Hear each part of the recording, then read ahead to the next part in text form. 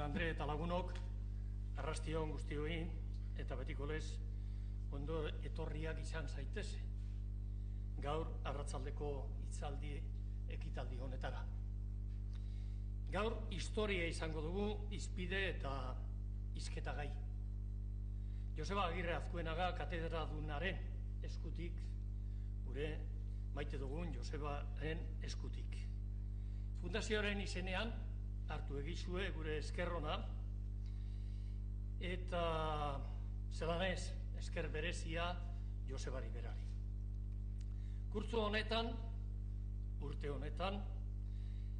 urte hurren garrantzitsuak gogora ekartzen gabiltz gure fundaziotik. Urrian, joan zan urrian, 80 urte bete ziren lehen Eusko Jaurlaritza eratu zanetik.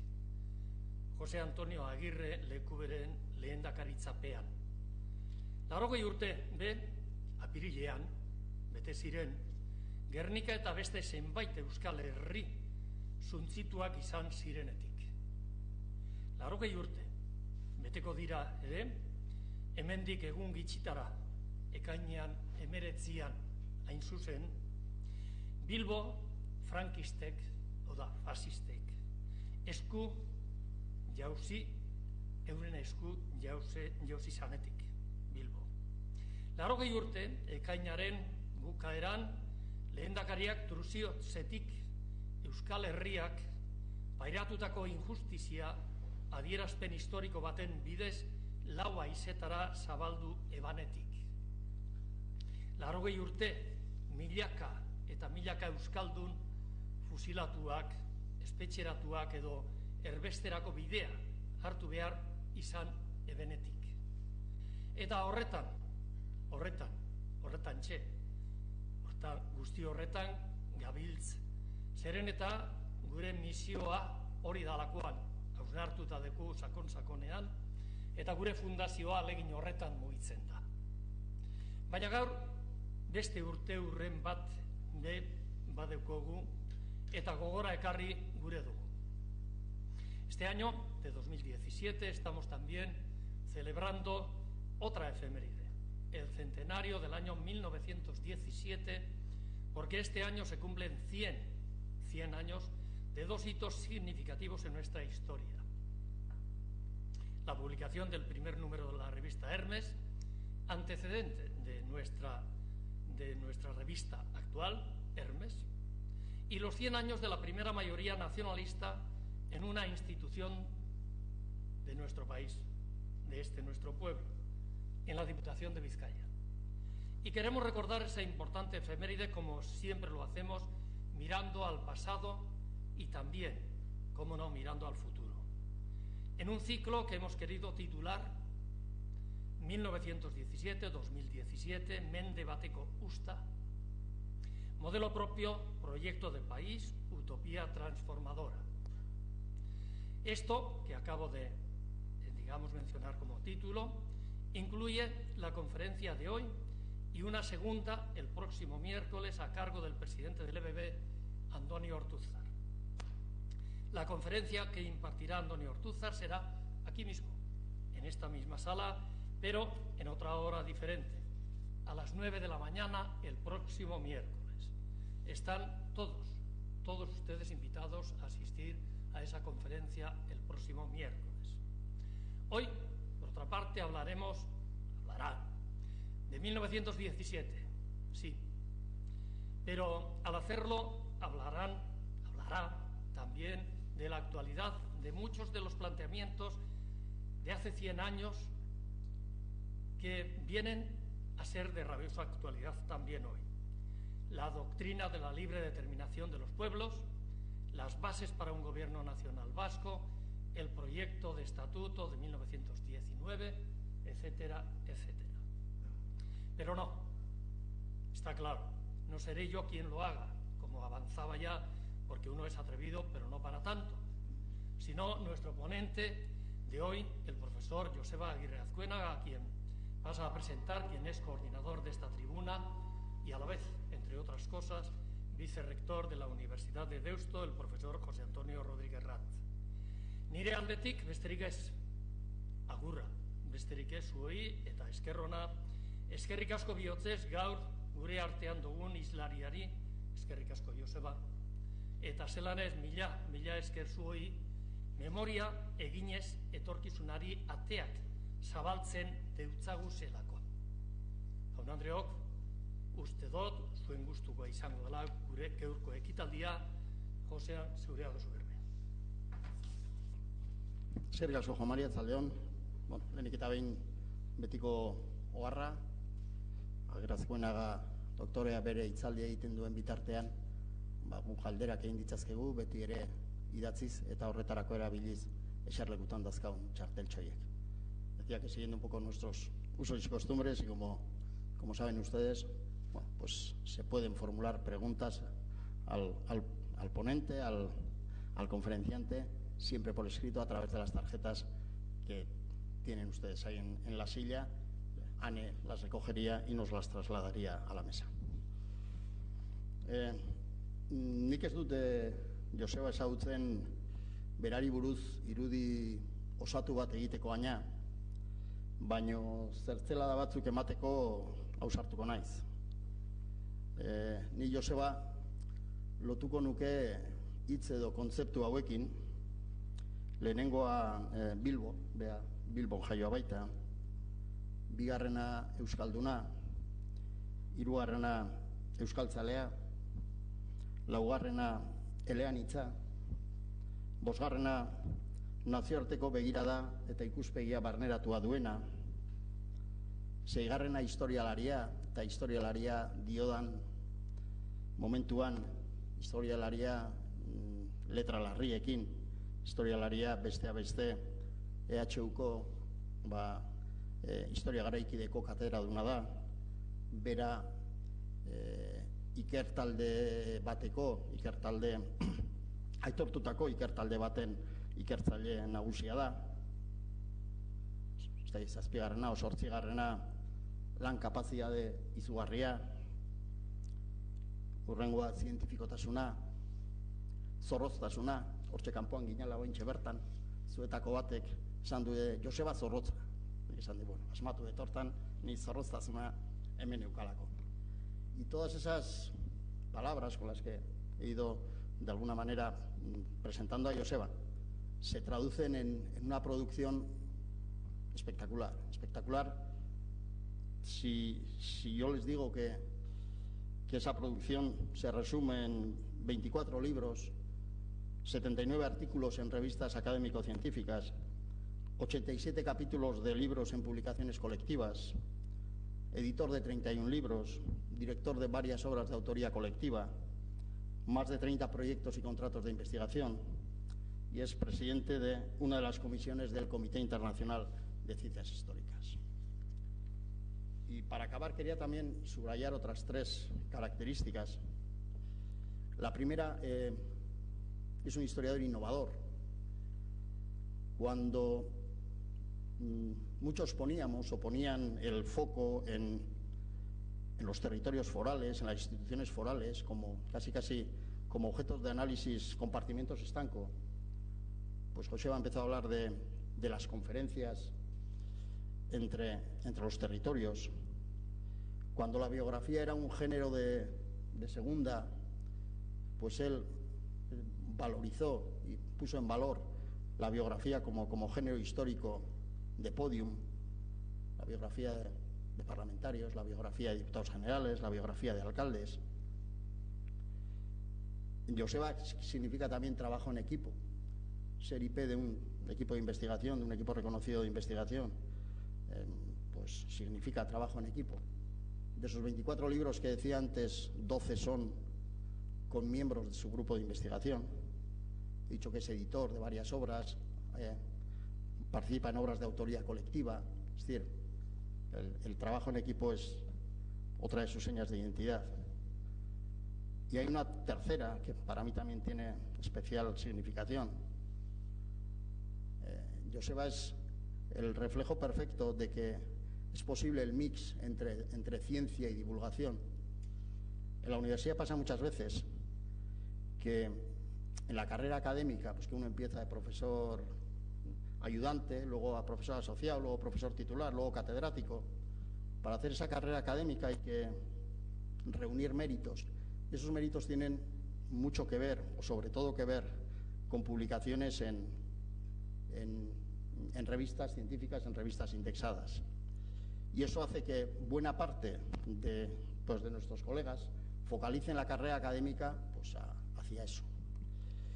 Y eso mutila una dimensión muy importante de lo que es la función social de un historiador, que es socializar la historia, que es crear memoria, que es interpretar la historia para transformar la realidad. Y Joseba, como digo, creo que es uno de los ejemplos perfectos de ese mix entre ciencia y divulgación, y eso le ha hecho ser uno de los historiadores de cabecera del país. Su último libro de este mismo año es De los vascos en historia, los vascos con historia.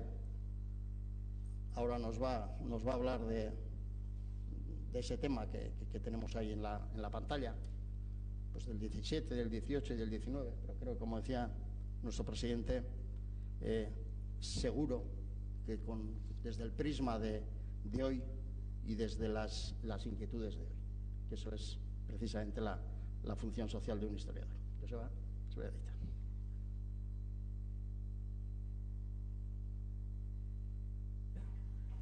Eskerrik asko, nuko presentazioagaitik, eta benetan, ez dakit, Juan eta Jose Antonio, eskerrik invitazioagaitik eta aukera honegaitik. Ze ni ona ena zentorri berez, zelan bajatu bide hau, igual ameniko turbinaz, ena zentorri bakarrik hitzaldi bat egitera, ze helburua zan, hitzaldi importantea datorren asteku da. Datorren astean dator, politikari nagusi bat, gure herrian, partidu nagusienaren responsabilidadea daukona, eta etorkizuna begira erronkak dituguena. Eta kuriosoa da, baita hemen fundazioak antolatuta 2005an gai berbera auki gendun eskuartean, eta Hermes hau argitaratu zen. Euskal Autonomiaren bigarriak eta giltzarriak. Eta ze koiunturan egin zen bai ingurua? Estatutu bat zegoelako parlamentuan aprobatuta. Gehiengo, ostazostako gehiengo batekin. Baina, estatutu bat. Ibarretxek, bihalduzuna eta parlamentua, eusko legebiltzarrean gehiengoz onartu izan zena.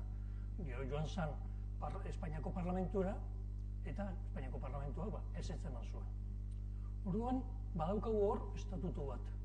Eta egunokaz, edozein, bai parlamentuan, geroztik, hainbet proiektu zabaldu dira. Eta, badirudi, hori aditue batzuen arazoa baino ez dela. Eta Eusko Legebiltzarrek publikatu dau, halako, Komisión de Autonomiako txostenean, hainbet idea, hainbet proiektu eta bar. Guk hemen egingo dugun ariketa beste bat izango da. 3 urte hauetan 17tik 19 garai hartako politikariek zer pentsatzen zuten, zer proiektu autonomiekoak egin ziren, eta zelako Euskal Herria nahi zuten. Gu daukagun zugertea da, 100 urte beranduago bizitzen ari garela. Eta orduan, ebaluazio bat egiteko moduan bagauz. Eta tituloa da Euskal Agintaritza, politiko eta kulturalaren egituraketa. Tesisa, tesis banik esango dizuet, ze tesis defendituko dudan, zer adiaziko dudan. Eta agintaritza politika euskal. Beraz, euskal agintaritza politikoaren egitasmo bat sortzen da 17an. Baina ez bakarri politikoa, kulturala ere bai. Zegaitik, unibertsitate bat eskatzen da, euskal unibertsitate bat, eta gobernu bat. Gobernu bat nortzuntzako, euskal herrikoentzako. Euskala. Orduan, hori nola formulatzen den, 17an, saiatuko naz adierazten, eta ze bide aukeratu ziren. Hori bat batean ezen egin. Euskal Herria orduan beheneko sakabanututa, politikoki eta hainbete egitasmoekin zegoen, baina zelan bait hor jarri ziren harriak. Eta 1909 planteatu ziren gauza batzuk, nire ustez behintzat, eta hori da bigarren tesia defendituko dena, gaur egunean orain dino lortu gabe edo bideratu gabe ditugu Euskal Herrian. Horregatik, urrengo hitzaldirako, nola biteko introduzio bat izango da, zeren politikan eta politikaren artean gaur batipat gehiengoa abokatua da. Juristak dira. Eta juristak, eren mentalitatea nahiko legean modu estuan interpretatzen dute. Historialariok barriz atzera begiratzen dugu, baina beti gaude baita ere aurrera begiratzeko proiektu batekin. Historia holan begiratu behar dalako. Horregatik, historialariak daukon suerte handi bada, iragana ere transformatu egiten duela. Eta etorkizuna baten abian. Fijatzen garelako gauza desberdinetan. Horregatik ez daukagu historia finko bat. Historia beti da aldakorra. Ezagitik da aldakorra. Guk idazten dugulako gure garaikidentzako etorkizunari begira. Nik hau euskaraz pentsatzen aban, baina gero mediamen dirudinez ondo ez dugunez egiten, pasako naz erderara. Eta gero inglesera pasatu behar badabe, segaitik ez. Ze inglesez gauza honek, beste modu batera askoz zehatzagoan finkatzen dire. Erderaz erretorik asko dago. Eta erretorikak zerritan muinak galdu egiten dira. Horregatik, datorren astean, datorrenari, eskatu politikariari, eskatu behar dugu erretorika gutxiago da zehaztasun gehiago. Nik zuentzako emongo dutzuaz abia puntu batzuk. Zuen galdera zuzenak egiteko datorren egunean. Bueno,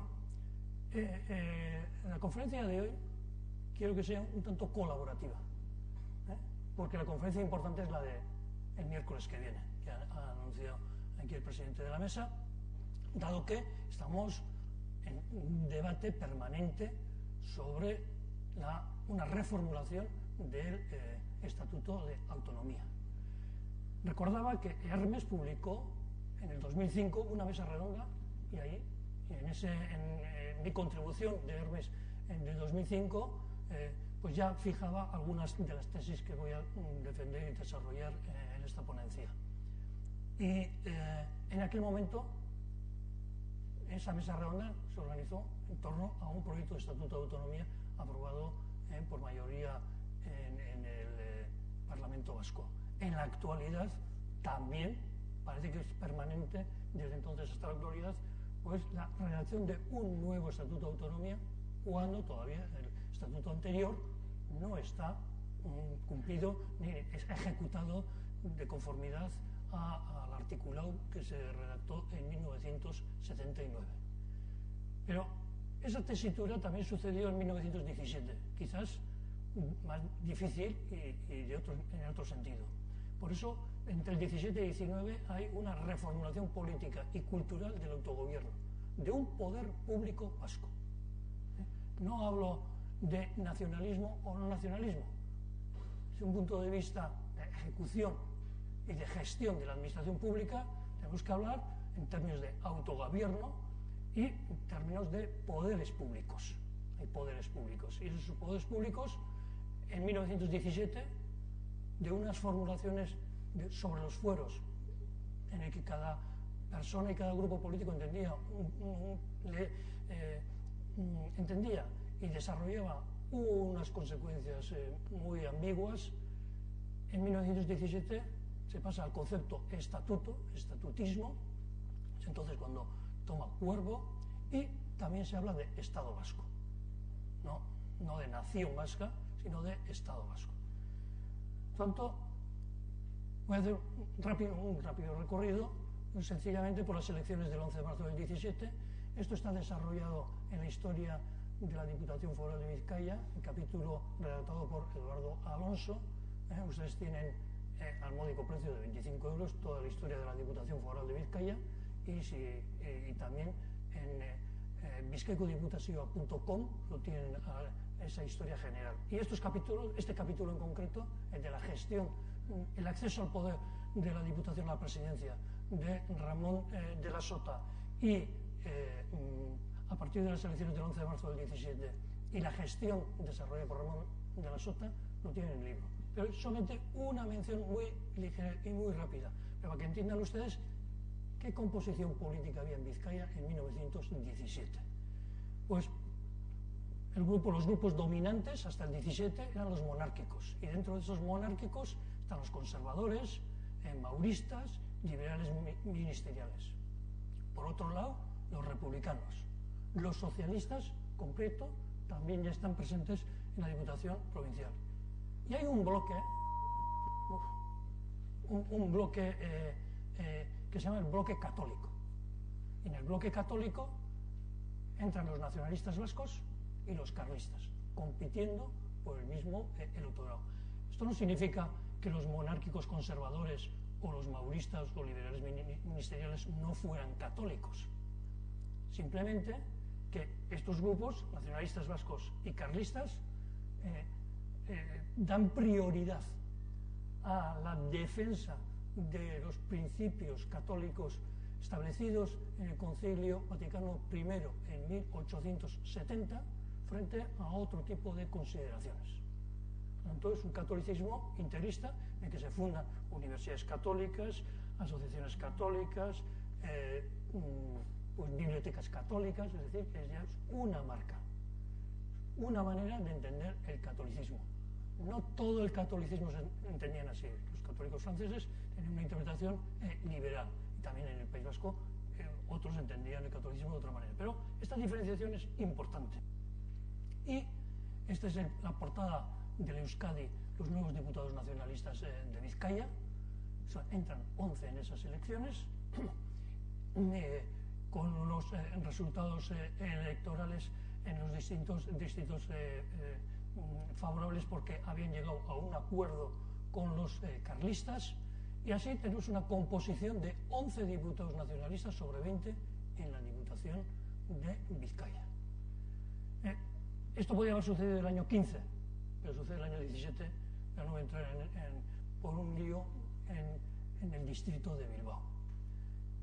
Lo importante es que el nuevo presidente es un joven, Ramón de la Sota Aburto, formado como ingeniero en el Reino Unido, y que tiene un proyecto de gobierno en esa diputación, con una política cultural, desarrollo, con un reajuste en impuestos, quitando los impuestos sobre consumos, que era lo más impopular, y estableciendo otro tipo de impuestos. Como ven ustedes, el debate fiscal estaba a la orden del día también el año 17. ¿Por qué? Porque el impuesto es el eje, es el nervio de cualquier poder público. El impuesto es el que crea estados, más que la voluntad política y otras consideraciones. Finalmente, los estados se hacen con impuestos. Y una repoblación forestal, escuelas de barriada y, finalmente, campaña pro autonomía. Y ahí nos vamos a fijar. Por tanto, solamente voy a analizar la campaña pro autonomía que se impulsa desde la Diputación de Vizcaya, y también la campaña cultural con la creación de 2 instituciones. Pasamos luego a la construcción de las carreteras y una cosa novedosa: los mapas, los documentos, etcétera, empiezan a estar bilingües. Por tanto, tenemos ya una institucionalización inicial de la lengua vasca en la administración pública. No es nuevo. En el siglo XIX, hasta 1877, las diputaciones también publicaban bilingües. Y luego el Estado carlista de 1873 al 76 también. Pero bueno, a veces parece que esta es la novedad, no es, entra con un nuevo concepto, ¿no? Y con una nueva reivindicación. En el siglo XIX, en la época foral, también la institucionalización pública de la lengua vasca era creciente. Por tanto, vayamos ahora a situarnos en 1917, ¿cuáles son los problemas? De provincias concertadas a la autonomía política, perdón, porque el control de reloj lo he dejado aquí. Ah, no, ya está bien. Va bien, vamos, ya está. No trato de aburrirles, sino sencillamente de dar unas pautas, porque luego lo que más me interesa es el feedback, el debate. ¿Y qué es lo que piden en 1917? como hay provincias concertadas y que solamente se ocupan de tributos y administración, que esa concertación se ensanche a otras áreas de la administración pública. Esa es la reivindicación. Y así que se pase de provincias concertadas a la autonomía política. Y les resumo. Mensaje de 1917, 1918, libre determinación de los pueblos y adhesión con envío de telegrama, y un estatuto, que se llama Estatuto Regional, que se tramita en el Parlamento Español y que queda bloqueado y truncado ese trámite. Y ahí se acaba. Parece que los estatutos son un tema de la Segunda República. No. Los estatutos arrancan de 1917 y en la tramitación parlamentaria en el marco español a partir de 1919. Sabino Arana, cuando llega a la Diputación, inmediatamente, según llega, el 2 de noviembre de 1898, presenta un proyecto para la constitución de un Consejo Regional o Junta Superior de Representantes de Álava, Guipúzcoa, Navarra y Vizcaya. O sea que no presentó un proyecto, diríamos, de ruptura, ni mucho menos. Sencillamente, eso que se hacía, que no constaba en ningún lugar, reunión conjunta de los representantes de las distintas diputaciones, particularmente Vizcaya, Guipúzcoa, Álava y a veces eventualmente también Navarra, eso que se hacía así, que se institucionalizara en una especie de junta o de consejo regional. La respuesta, viniendo de donde venía, era la mayoría, dijo no vamos a constituir ese consejo regional. ¿Por qué? Vamos a seguir reuniéndonos, porque si pedimos la constitución del consejo regional, el gobierno español nos lo va a impedir. Por tanto, vamos a seguir coordinándonos, pero diciendo que son unas reuniones simplemente de coordinación, de nada más. Es decir, a esas reuniones que se llaman conferencias, Sabino Arana le quería dar una impronta política. El mero hecho de reunirse, las diputaciones justificaban que era para temas administrativos. Bueno, era para temas administrativos, pero también para otros temas. Por lo tanto, en 1900, ese régimen de reuniones, de concierto económico, a eso se le denomina régimen político-administrativo. Y en 1890, ya, o sea, antes, en la primera negociación del concierto a finales, Pablo Alzola dice: no ha sido posible recabar hasta ahora todo aquello que, aun prescindiendo por el momento de la reivindicación de los derechos históricos, puede y debe alcanzar el país vascongado. Pablo Alzola era de los partidos monárquicos. Pero fíjense ustedes que ya incorpora un concepto, derechos históricos, 1890. Los derechos históricos no es una invención del nacionalismo vasco. Viene de más lejos y es un término común en la Confederación Austrohúngara, la monarquía austrohúngara. Y estos lo quieren utilizar y comienza a distinguirse. Una cosa es el concierto y la reivindicación de los derechos históricos que nos corresponden. ¿Cuáles son esos derechos históricos? Pues simplemente la recuperación, la devolución de los poderes públicos abolidos en 1877, las asambleas representativas. Cuanto más preciso hablar de asambleas representativas que de fueros. No es una abolición foral, técnico-jurídicamente. ¿Pero qué significa abolición foral? Es abolir la asamblea representativa. Se puede hablar luego si estaba bien representada o no, pero es abolir una asamblea representativa, unos parlamentos que hasta 1877 eran operativos y que coexistían con el Parlamento español. 1877.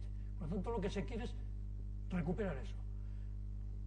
En 1904, en esas conferencias ya hay un manifiesto al país vascongado, Unión y Fueros. En 1905, la Liga Foral Autonomista. Fíjese, foral, autonomista. Dos conceptos que pronto van a ser antitéticos, pero que en 1905 se entienden como sumatorios. Se rompe justamente por la ley de asociaciones religiosas, el bloque católico rompe la alianza común el frente común de todos los partidos. Y en 1914 aparece la Mancomunitat Catalana, simplemente una coordinación de las 4 diputaciones, la Mancomunitat Catalana, y en 1916 autonomía es el eje del programa de la Comunión Nacionalista Vasca, y con ese programa de autonomía se presenta a las elecciones provinciales. Cuando uno se analiza 1917, debe tener presente constantemente, pues bueno, cuál era el mapa político de España en 1852, la uniforme, la colonial, la asimilada y la foral. Y es España foral que queda ahí al margen. Y hay una hay que pensar también que hay una cultura política foral hasta 1856, y justamente en 1859 hay una prohibición de las reuniones entre las diputaciones, porque eso era suponer que un Estado se puede organizar dentro de otro Estado. Quien lo prohíbe, Posada Herrera, es justamente el ministro de Administración y quien teoriza la unificación administrativa pública en España. Era un ministro, por tanto, de gran rango y el líder de Cánovas de Castillo en ese momento. Y frente a la ley del 21 de julio del 76, ya Tellitu dice que, bueno, pues que Vizcaya debe organizarse como un Estado independiente, a la manera de una pequeña Suiza, o Pi Margall, que había sido presidente de la Primera República, dice que la cuestión de los vascos es mucho más grave que en Francia, pues porque vencidos se trata actualmente no de arrancarles sus fueros, pero sí de quitarles la exención del servicio militar y los tributos, sean porque se los quiten más españoles. Entonces, parece que ya hay un programa de españolización, de nacionalización española de acuerdo con un patrón de estos vascos. Esto es lo que se pregunta Pi Margall. Por tanto, a poco que se combinen aquí los diversos criterios para la teoría de las nacionalidades, tengo para mí que se habrá de estar por la independencia de los vascos. Lo consentirá España. Esto en 1877, en un texto clásico, una reflexión de las nacionalidades de Pi y Margall. Por tanto, esta es la realidad y volvamos a la realidad de la generación anterior. Y volvamos a 1917, que es la siguiente generación, a estos y a que antes de estas elecciones hay una visita que es de Cambó y aparece esto que en los periódicos monárquicos en el pueblo vasco se denominaba como el vasco-catalanismo. En realidad es un concepto inventado por Gregorio Valparda para denigrar la reivindicación autonómica. ¿Y por qué? Bueno, ya lo veremos un poquito más adelante. Y entre los catalanes tampoco hay una clara, bueno, hay preeminencias. Y para Puig y Cadafalch más hace por el nacionalismo catalán la publicación de un tratado de álgebra en lengua catalana que 100 asambleas de política arremetedora. Desde la visión de un catalanista netamente cultural, y Cambó viene con otros objetivos más políticos y poniendo como ejemplo la situación del acuerdo austrohúngaro de la monarquía de los Habsburgo. Volvamos a ver cuál es el programa de Ramón de la Sota. Una vez que es presidente, hace un discurso. Y en ese discurso dice que la mayoría nacionalista procederá primeramente como católica y luego como vasco. Por tanto, la política católica es la que prevalece. Como vascos anhelamos el pleno desenvolvimiento de la personalidad colectiva de la raza y reconocemos que eso no puede conseguirse sin que el régimen actual vigente de Vizcaya sea cambiado, sin que volvamos a la ley del 25 de octubre de 1839. Hay una crítica, por tanto, al intento de abolición de la del 76 y apelaba a la cooperación de Álava, Guipúzcoa, Navarra. estas relaciones de las diputaciones deben resultar un organismo central, y para eso podíamos adoptar, a nuestro caso, la mancomunidad. El proyecto es crear una mancomunidad entre las cuatro. Y las relaciones con el Estado, pues los tendrá que articular esa mancomunidad. Y ahí nace el movimiento autonomista. En el Diario de Navarra le preguntan, después de la primera asamblea, que vamos a citar ahora, ¿dónde nace este movimiento autonomista? Es difícil afirmar dónde nació esta iniciativa, pero nació, puede decirse, que al mismo tiempo en las diputaciones vascas. Es lo que hice, de cara a la prensa.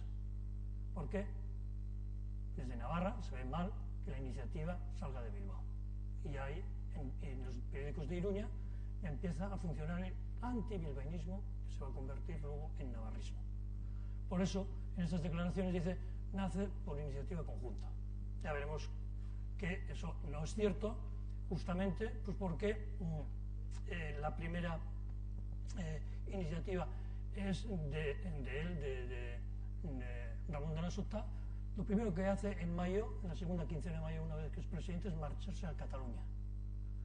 Y mira, ¿y qué pasa en Cataluña? Pues 3/4 de lo mismo de lo que está pasando actualmente. Todos los ayuntamientos, todas las patronales, las instituciones públicas, partidos políticos, sindicatos, todos están pidiendo una autonomía política, muy bien regulada. La mancomunidad está coordinando y es una cosa pues realmente asombrosa lo que la movilización general de todas las instituciones públicas de Cataluña. Y con una idea bien clara de nación política. Y la autonomía es el primer paso de esta nación como nación política, para articularse como nación política. Y Ramón de la Sota va allí, está en Poblet, mira, pues tiene los contactos con Cambó y todo este movimiento. Y leamos ahora a Ladislao Zabala, que era el presidente de Guipúzcoa. ¿Qué piensa? Nosotros, en la cuestión que tratamos, estamos distanciados de los catalanes. Estamos hablando de 1917. En su opinión, que en las Vascongadas, merced a los conciertos que sus diputaciones hacen con el poder central, puede decirse que disfrutamos la autonomía que ahora piden otras regiones, si bien dentro de los límites marcados, ahora que los deseos de regeneración se imponen en todos los órdenes de la vida española, sumémonos a ellos porque el momento actual es el más indicado. Distancia con los catalanes. ¿Dónde está el tema? ¿Dónde está el problema? En la confesionalidad. Ladislao Zabala era presidente de la Diputación de Guipúzcoa por el Partido Integrista Católico, que obtiene una mayoría en coalición con los carlistas en Guipúzcoa. Y por tanto, cuestión religiosa, cuestión católica, establece un tipo de distancia respecto a las reivindicaciones de Cataluña, que son claramente laicistas, están reivindicando una república, una nación y finalmente un poder público que vaya más allá de la mancomunidad catalana. Por tanto, el autonomismo comienza a ser asociado a las reivindicaciones catalanas. Y así, en ese contexto, se llega a la Asamblea de Vitoria el 16 de julio de 1917 y allí se presentan las bases y se discuten las bases de la autonomía vasca. Diríamos que estamos ante el primer proyecto de Estatuto de Autonomía. ¿Qué se pide en ese mensaje? La reintegración foral. Quien lo redacta no es un jurista, es un historiador, es Carmelo Echegaray. Y en ese documento, que es el primer proyecto de viabilidad autonómica, dicen, bueno, como la reintegración foral, es decir, la devolución de las instituciones forales, pues no parece que sea aceptada por el gobierno español, proponemos un estatuto, algo menor. ¿Y qué tipo de estatuto? ¿Qué tipo de estatuto? Y veamos, simplemente vamos a hacer un artículo y Un estatuto que ponga bien claros los poderes. ¿Cuáles son los poderes del Estado? Y los poderes que entonces llaman de la región vasca. Y los poderes del Estado serán funciones públicas de carácter ultrarregional. Y los de la región, pues regirán política, civil, mercantil, administrativa, económica, administrativa y procesal. Es decir, que regularán la representación en las Cortes Generales. Estos parlamentarios se elegirán por las distintas y podrán tener un apoderamiento ilimitado o mandato imperativo. Es decir, que es el poder regional el que elige a quién se envía a las Cortes con un poder imperativo. En el concierto económico se va a producir un cambio, se propone un cambio. ¿Y cuál es el cambio que se propone? Pues participar en los gastos generales del Estado que tiene que gastar para la representación, para las funciones públicas de carácter ultrarregional. El resto, un encabezado. Es decir, que estamos ante la primera formulación del nuevo concierto económico, del que está actualmente vigente, que es pago de un cupo. Se subraya este concepto regional de país y finalmente también se diseña un régimen procesal propio. El Poder Judicial y el ejercicio de la jurisdicción gubernativa y contenciosa administrativa residirá en la región. Por tanto, como ven ustedes, aquí tenemos ya un proyecto de estatuto con poderes públicos en los que no hay competencias compartidas, sino simplemente competencias exclusivas, en las que unas son del Estado y otras de la región. Por tanto, en este mensaje autonómico de Carmelo, redactado por Carmelo Echegaray, ¿cuáles son esos poderes que quedan en manos del Estado? Pues son exactamente relaciones exteriores, guerra y marina, aduanas, correos y telégrafos, pesas y medidas, moneda y deuda pública. La deuda pública siempre está en debate, porque las regiones también solicitan esa capacidad de la deuda pública, y en el siglo XIX también. Pero si se admite, como estamos en la actualidad, pagar el porcentaje que corresponde a los vascos en la deuda pública acumulada del Estado español, en este caso el 6,24. Pero bueno, entonces no estaba puntualizado cuánto, pero ya estaba conceptuado este sistema. Y en esa asamblea sí quiero subrayar que los representantes de Álava siempre solicitan que sea todo dentro de la unidad de la nación española. Bueno, pues al fin, la Diputación de Vizcaya no introducía ese concepto, incluso Eguirior pues era opuesto a él y que generó un debate, pero finalmente dijeron nada, todo dentro de la nación española, y se introduce el concepto España y española por todo donde haga falta en el mensaje. Por tanto, hay una visión práctica de generar un poder público vasco, una facultad de resolver por sí los asuntos que se refieren a la vida pública vasca. Ese es el concepto que se utilizaba en ese momento. Y también hay una apelación a los derechos históricos. Por lo tanto, en ese mensaje tenemos ya la primera doctrina autonómica clara, que luego se va a ir reproduciendo en la Segunda República y que llega hasta la actualidad. Alfonso XIII solicitó del gobierno español, bueno, hay que llegar a un arreglo, y no hay arreglo en este caso. Que desde julio hasta el 28 de agosto hay una movilización permanente durante un mes en todo el país de los municipios solicitando, haciendo reuniones, y también con los parlamentarios. Y surge un problema: ¿quién representa a los vascos? ¿Los parlamentarios o las diputaciones? Eso en la actualidad también podríamos saber. ¿Quién representa más a los vascos? ¿Los parlamentarios que elegimos a las Cortes Generales o los parlamentarios que elegimos al Parlamento Vasco? Bueno, ese debate está pues porque tenemos una doble representación.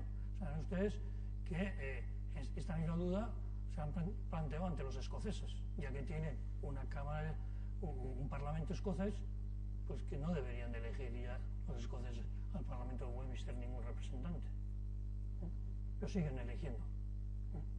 Y en nuestro caso también podríamos tener la misma reflexión, puesto que en estos estatutos de autonomía esto se solventaba utilizando que la representación en las Cortes Generales la realizará el Parlamento Vasco en cuestión, o sea, vía Parlamento Vasco y no por votación indirecta.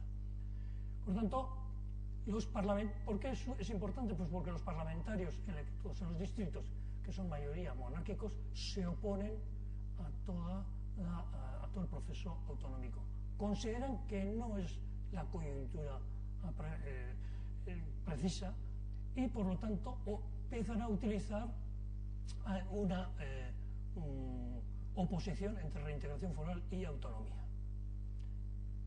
Por dar un poquito de cuáles son los hechos que se producen en ese momento, ¿no? El 28 de julio se reúnen en San Sebastián en una especie de rememorando o emulando a las juntas generales todos los representantes de municipios de Guipúzcoa y también de los fueros. En Navarra, la mayoría simple de la Diputación de Navarra decidió permanecer al margen del movimiento autonomista, por lo tanto no se adhieren. Y en Vizcaya, el 28 de julio, se reúnen 48, es decir, todos los exdiputados provinciales, y entre todos ellos se produce un debate. Aquí estamos en Vizcaya, he querido señalar aquí un poco el debate o las posiciones que sobre el tema autonómico tienen en Vizcaya. Vaya, perdón.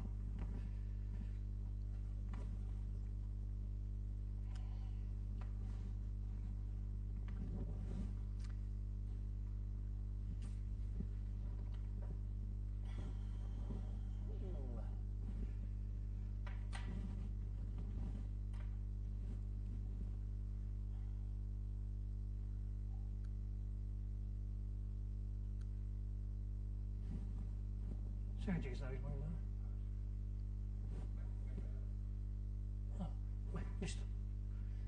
A ver, ¿cuáles son las posiciones para que se sitúen? En 1917, Ramón de la Sota le reúne a todos y dice: debemos mantener una petición estricta de restauración foral y absoluta de nuestro régimen foral, o si debemos dirigir nuestros esfuerzos hacia la obtención de una amplia autonomía. Ramón Madariaga, republicano, indica que la autonomía no podía menoscabar la personalidad de la nación española. Indalecio Prieto, en nombre de los socialistas, manifestó que nos hallamos ante un triste espectáculo de la descomposición de un Estado, el Estado español, cuyos organismos rectores están completamente corrompidos. Por lo tanto, estimo perfectamente razonable resurja ahora con vigor la aspiración de estas provincias en pro de la restauración del espíritu de los fueros, y apoya sin fisura el proyecto autonómico. Luego, bueno, esto lo hace en 1917 y en 1919 llegará a un acuerdo con los monárquicos para distribuirse los distritos y asegurar su elección al Parlamento. Y Ugarte, el monárquico, hace un alegato contra el vascuence, porque todo lo identifica como una promoción del vascuence. Loredo manifestó que los países que olvidan su lengua son viles, no tienen vergüenza ni dignidad. A lo que añadió Ramón de la Sota y Llano, el padre del presidente, son traidores a la patria. Por lo tanto, hubo un debate bien enérgico y caluroso entre todos los exdiputados provinciales de Vizcaya. Y los monárquicos contraponían defensa del concierto económico y autonomía política, y por tanto eran antitéticos. Inmediatamente se organiza la Asamblea de Municipios, el 9 de agosto de 1917, en Guernica, y allí también se aprueba, se reivindican los fueros, pero transitoriamente vamos a por un estatuto en el que, como señalaba antes, quedan unas materias reservadas al Estado, estas 4, regulación de relaciones internacionales, defensa del territorio, franqueo postal, molas y régimen arancelario y aduanas. Aquí ha desaparecido lo de deuda pública. Por lo tanto, estas serían las competencias del Estado, el resto de los poderes públicos. Y después de estas asambleas hay reuniones con los parlamentarios, y el más beligerante será el tradicionalista Víctor Pradera, que criticó que las diputaciones pues no pidieran la reintegración foral, y comienzan a señalar a estos católicos como aliados de los catalanistas. Por tanto, finalmente se llega a la redacción de un nuevo mensaje, donde hay que distinguir dos mensajes, ¿no? El del 16 de julio y el del 26 de agosto, después del proceso de debate con parlamentarios, representantes municipales, etc. Y, en síntesis, en este segundo mensaje, la visión de reparto de competencias y visión del Estado español aparece como un Estado compuesto, federal y asimétrico, y no habrá grandes diferencias entre el primer mensaje y el segundo. Sencillamente que en el segundo mensaje hay un proceso de foralización, y tal influencia se dejó notar en el proyecto que se elaborará próximamente en 1919. Es decir, que en 1917 y los rectores de la Diputación de Vizcaya tenían un concepto de Estado. Concepto de Estado para los tres territorios, y ustedes tienen aquí ese proyecto precisamente, uno de estos proyectos que se debate en 1918. Este pertenece a Urrengochea y Ramón de la Sota. No vamos a comentarlo ahora, pero en hay una distinta visión. Los republicanos lo que no querían era que la transferencia de la instrucción pública pasara a los poderes públicos, porque entendían que una mayoría católica podría impedir la libertad de pensamiento dentro de la instrucción pública, y serán opuestos a eso. Los carlistas finalmente serán opuestos también a la autonomía y solicitan la reintegración foral, y los monárquicos también se opondrán a la autonomía y en oposición o para conservar el concierto económico.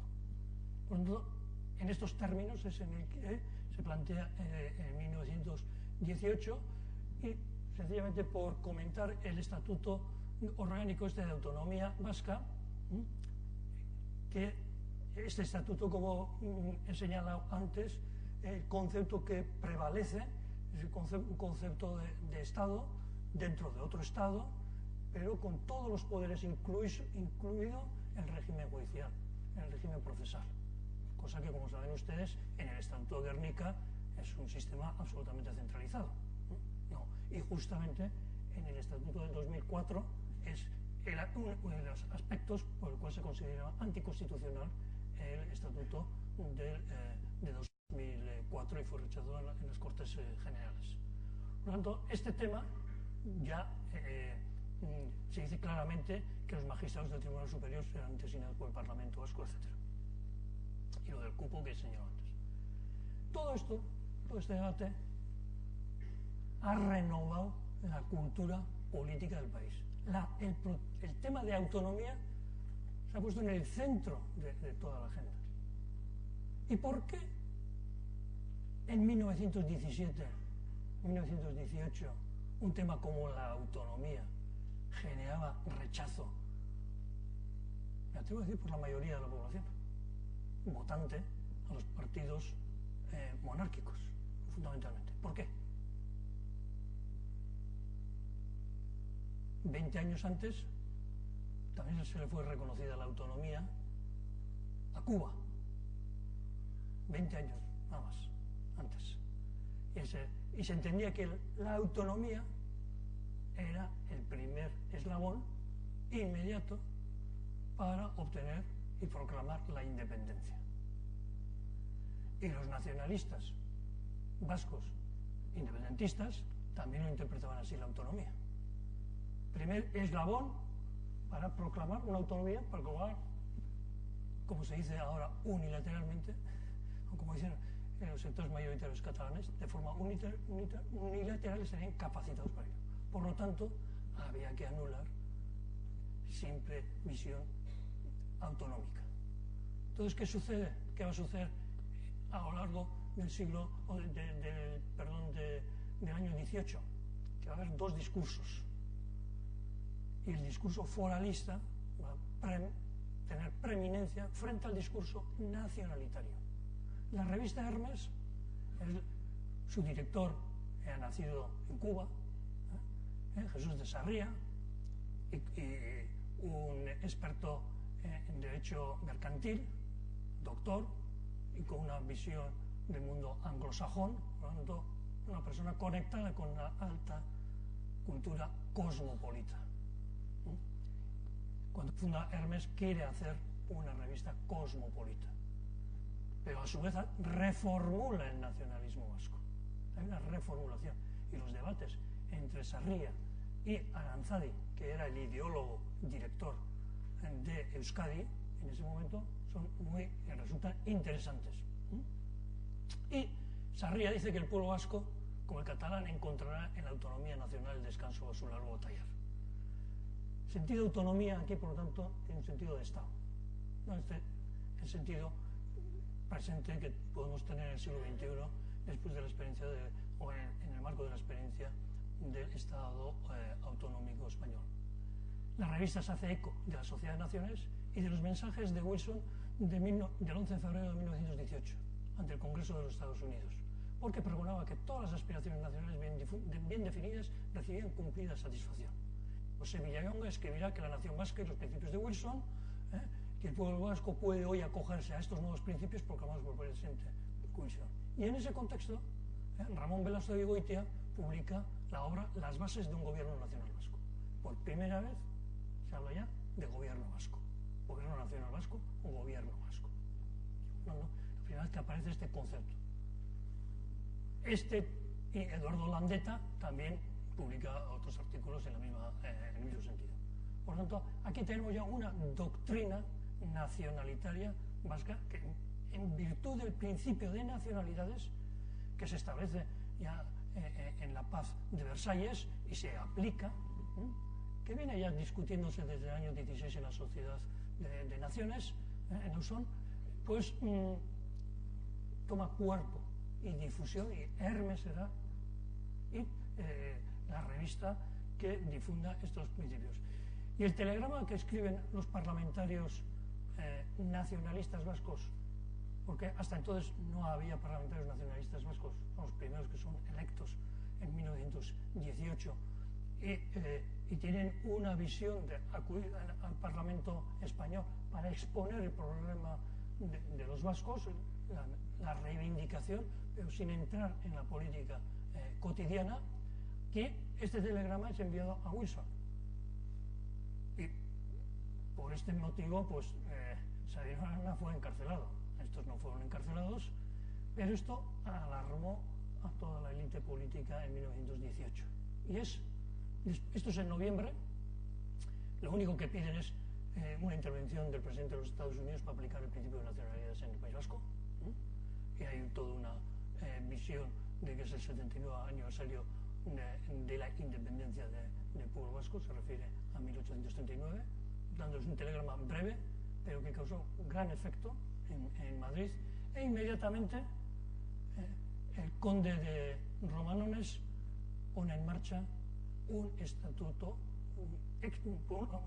pone en marcha una comisión extraparlamentaria para redactar un artículo de un estatuto de autonomía en 1918-1919.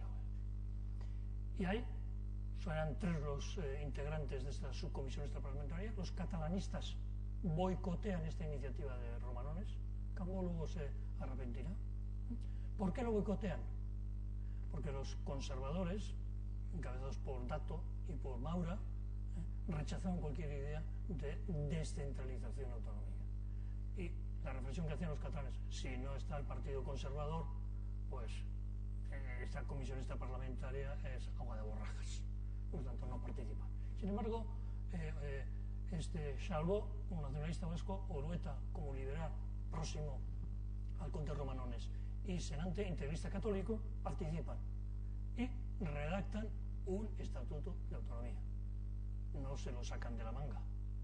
Ya hemos visto que hay todos los trabajos realizados con anterioridad. ¿En qué sentido? En un sentido netamente foralista. Pero en el que dice que cada territorio elaborará su propio gobierno, sus propias asambleas, y se elegirá, y si conviene, pues habrá un gobierno común o no. Por lo tanto, el Estatuto del 19 no prefigura todavía la constitución de un gobierno vasco. Pero sí hay una clara diferenciación de las competencias y de la organización que significa. El artículo 3.3 dice que la Administración Central no tendrá intervención de ninguna clase en el ejercicio de las funciones autonómicas que se mencionan en este artículo. Y ahí van todas las competencias públicas. Aquellas 5 que hemos dejado fuera, esas sí, esas son para el Estado. En el resto no tendrá ninguna intervención. Bueno, esto es lo que yo quisiera ver en el próximo Estatuto de Autonomía, en que se discute y que se negocie con el Estado, en el marco del Estado español. Una clara delimitación de poderes, en el que uno no se mete en el otro. Esto tiene su complicación en la actualidad, puesto que tenemos otro poder que van delimitando con nuevas directivas, que es Bruselas, en la Unión Europea. Bueno, entre los poderes dentro de la Unión Europea también hay una delimitación clara de competencias, hay directivas comunes, pero luego la aplicación que en otros marcos. Por lo tanto, aquí, como ven, desde el año 17 al año 19, pese a todas las diferencias, sí se está creando una cultura política común. ¿Cuál es la reacción? Porque esto se tramita en la comisión parlamentaria. ¿Y qué dice Maura? Pues Maura, en sus apuntes, escribe prohibir el verbo federar y sus derivados. Primera cuestión. 2. Esto del concierto económico hay que quitarlo. 3. ¿Qué es eso de que el Estado no pueda intervenir en una autonomía? Tampoco.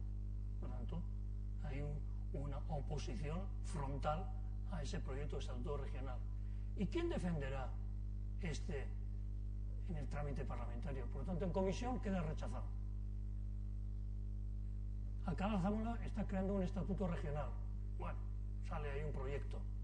Y curiosamente quien se compromete a defender ese estatuto es Esteban Bilbao, que es y Gervasio Artiñano. Esteban Bilbao era parlamentario por el distrito de Tolosa y Gervasio Artiñano, que era católico, sin adscripción, por el distrito de La Guardia. Y Esteban Bilbao pues intenta defender ese estatuto de autonomía.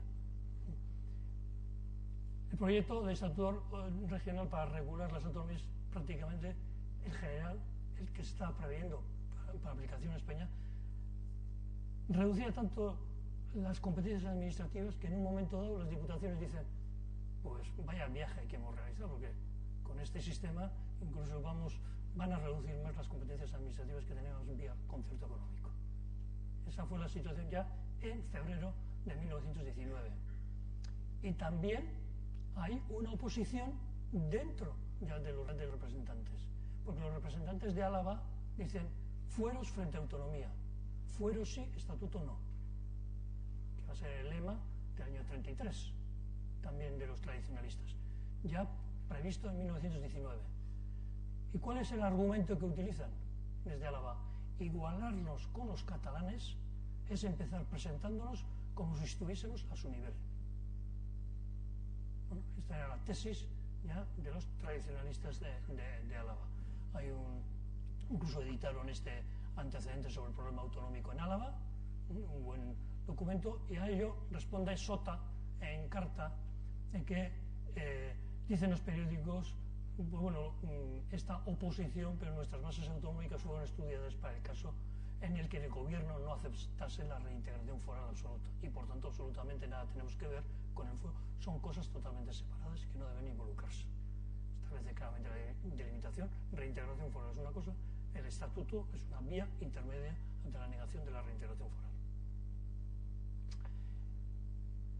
Y coetáneamente, en enero también de 1919, en Archanda, se reúnen todos los monárquicos y fundan la Liga de Acción Monárquica de 1919.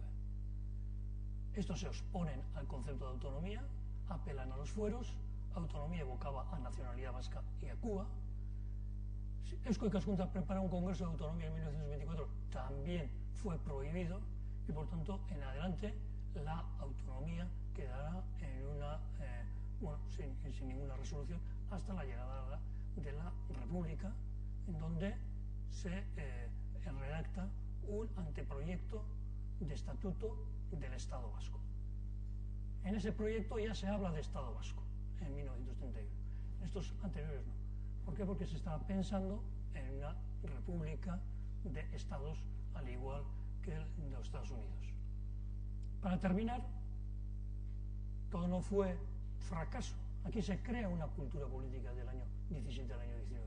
Pero también incluso se fundan nuevas instituciones.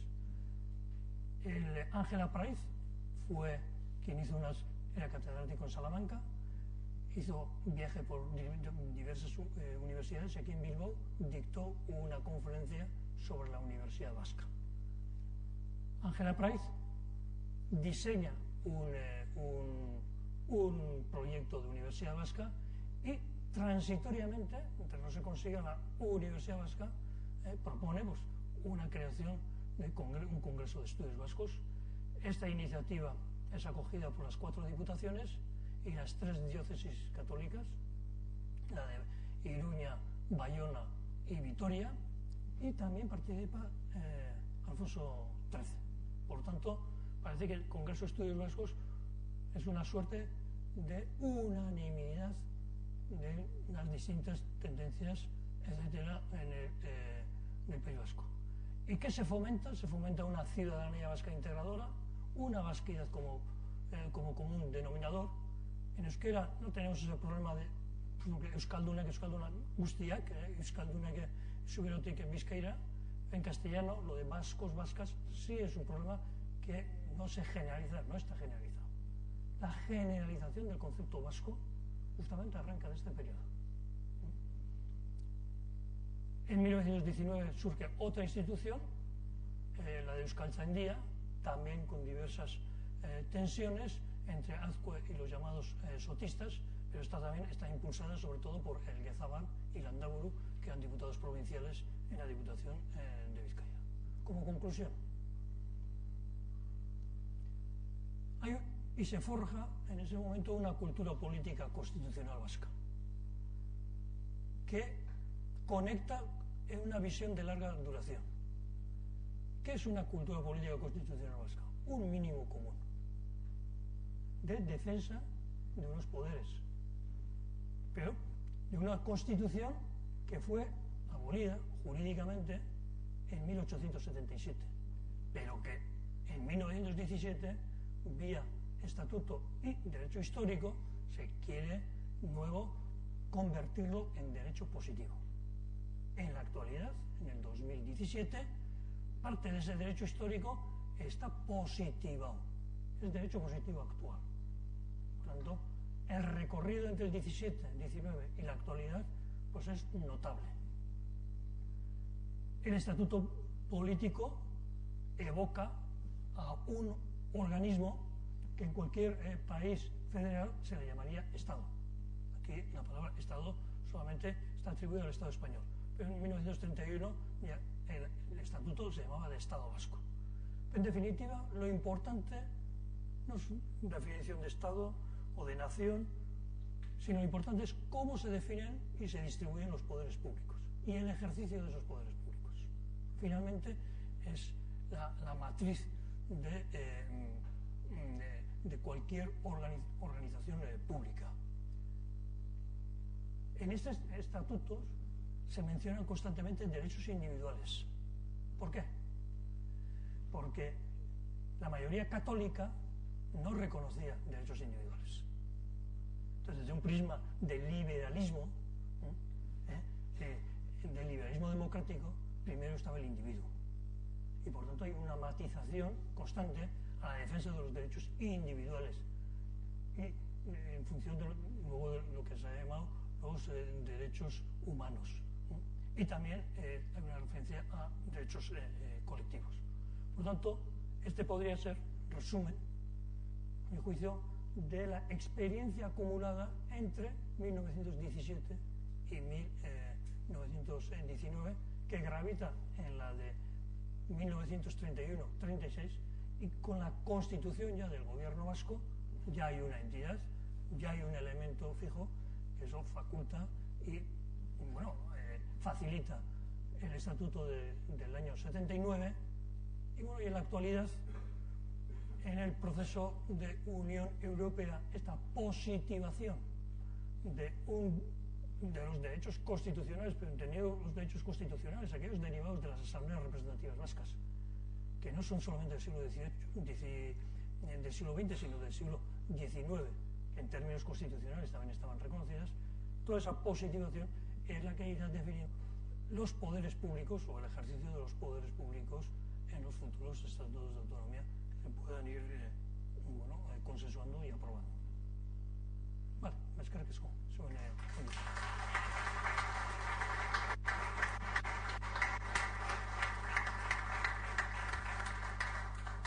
Denboraldetik, zelan? Ondo. Bueno, ikusi duten bezala, beste bat esageratu nire aurkezpenean, ondo merezitako hitza ziren. Oraindik denbora daukazue galderaren bat egiteko, txartelen bidez, normalian, dakizuen bezala, gusta ezaigu behatzik galdea bukatzea, gero, hor, pixkat, ardo bat, txakoli bat eaten, solasaldian aitzeko momentu bat. Hemen bi galdera dazkat, eta egingo izkiot, agirrazkoena iraket. En el tema de la relación con Navarra, ¿hemos avanzado o hemos ido hacia atrás en relación con hace 100 años?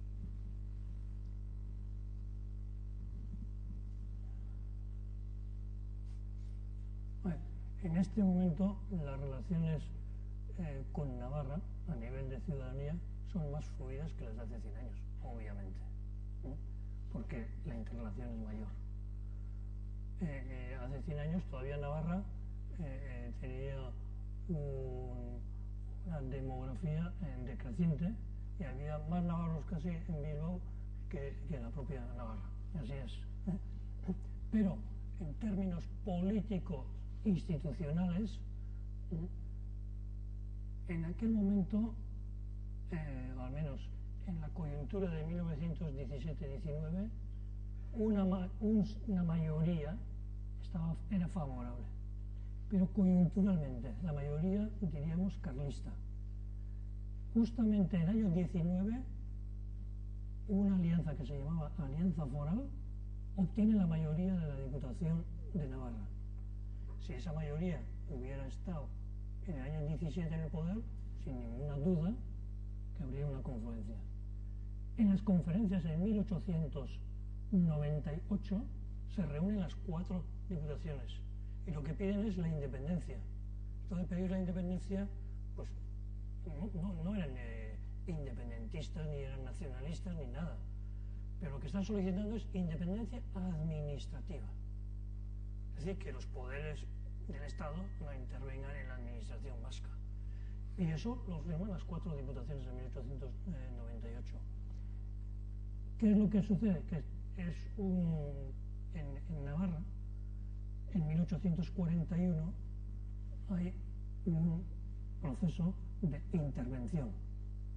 Es decir, ahora lo entendemos mejor utilizando una palabra, que es, hay un rescate de Navarra, un rescate de la deuda pública. Esto no lo explican de esta manera, pero creo que es como hay que explicarlo. Hay un rescate de la deuda pública de Navarra a cambio de cesión de poder político. Eso es la ley de modificación de los fueros de 1841. Y justamente la nueva mayoría de 1841 pues sigue siendo mayoría en la actualidad y se ha reproducido esa élite en Navarra, con unos ligeros cambios. En 1931 sucederá lo mismo. Al comienzo son favorables al Estatuto de Autonomía y luego los carlistas se desenganchan del proyecto y ya boicotean el Estatuto de Autonomía. Diríamos que en este periodo es igual. Con posterioridad, pues el año 1980, cuando el Parlamento Foral de Navarra tiene que decidir sumarse al proyecto común o no, pues la mayoría no se alcanza por una abstención del Partido Socialista, pero prácticamente estaba en una posición de equilibrio de fuerzas, de mitad-mitad. Esa es más o menos la tónica. Y en el siglo XIX, cuando se plantea desde Navarra el proyecto del Euraquat, en 1866, inmediatamente surge un folleto criticando el proyecto del Euraquat. Por tanto, a lo largo de 150 años hay un sustrato común, obviamente, pero las expresiones políticas son distintas o diferentes. Y el equilibrio entre ambas yo creo que se mantiene en la actualidad.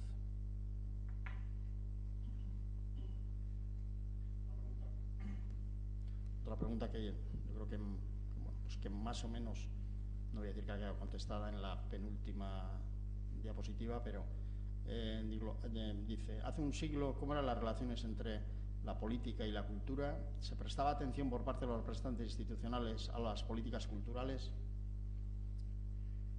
Hace un siglo